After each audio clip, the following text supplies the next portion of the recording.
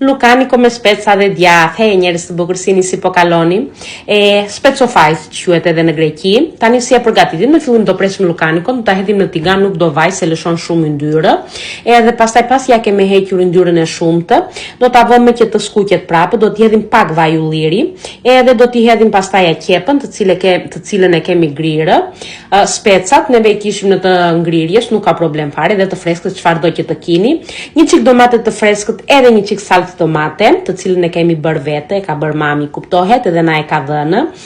Pak uthull, se jep shije shumë të mirë, e lëm që të valoj një çik me flak të avasht, piper të kuq, piper të zi, edhe kripë, dhe në fund kur ka zier do t'i hedhim edhe një çik rigon jo nga fillimi. Fundi fare është djathi, ai që jep atë shijen që është, mos e pyesni, shumë e mirë. Shikoni tani se si del kjo gjëllë.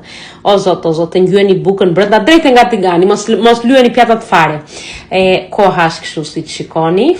Edhe më thoni tani nëse në këtë kohë të ftohtë nuk shkon ky ushqim kaq i mirë. Shkon, u a them unë. Ciao.